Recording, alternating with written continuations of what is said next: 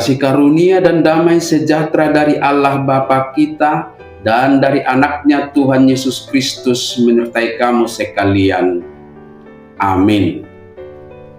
Shalom, saudara-saudari, sahabatku yang terkasih di dalam nama Tuhan Yesus. Firman Tuhan yang hadir menyapa kita hari ini, hari Jumat tanggal 13 Maret 2026, tertulis dalam kitab Nabi Obadja pasal 1 ayat 3.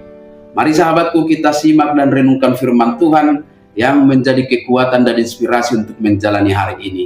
Demikian. Keangkuhan hatimu telah memperdayakan engkau. Ya, engkau yang tinggal di liang-liang batu di tempat kediamanmu yang tinggi. Engkau yang berkata dalam hatimu, siapakah yang sanggup menurunkan aku ke bumi?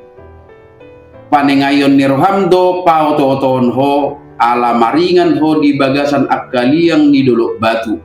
Betul ingananna gabe didok di bagasan rohana tung ise manatuk mangojar ahu tutano. Demikian firman Tuhan. Sahabat renungan harian saudara-saudariku di dalam nama Tuhan Yesus, secara geografis bangsa Edom yang adalah keturunan Esau tinggal di daerah pegunungan yang tinggi dan berbatu-batu. Kota-kota mereka dibangun di tempat yang sulit dijangkau oleh musuh. Inilah kondisi geografis yang membuat mereka merasa aman dan tidak terkalahkan. Bagi mereka muncul pemikiran, siapa yang bisa menjatuhkan kami? Namun Tuhan melalui Nabi Obadja mengatakan bahwa sekalipun mereka berada pada posisi yang nyaman karena berada di tempat yang tinggi, justru kesombongan mereka lah yang akan menghancurkan mereka. Karena kesombongan itu membuat mereka merasa tidak membutuhkan Tuhan dan meremehkan orang lain. Tanpa mereka sadari, kecongkakan itulah yang justru memperdayakan mereka.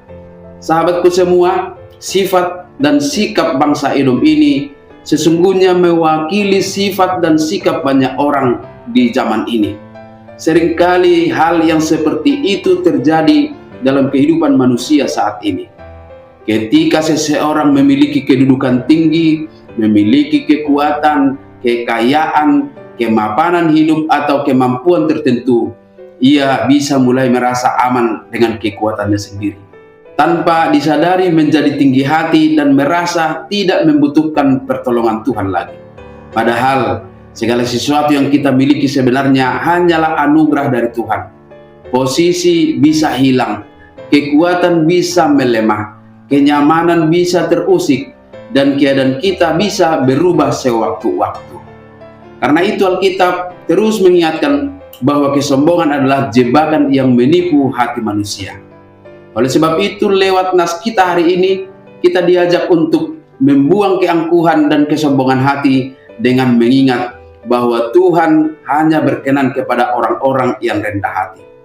Orang yang rendah hati sadar bahwa hidupnya bergantung sepenuhnya kepada Tuhan.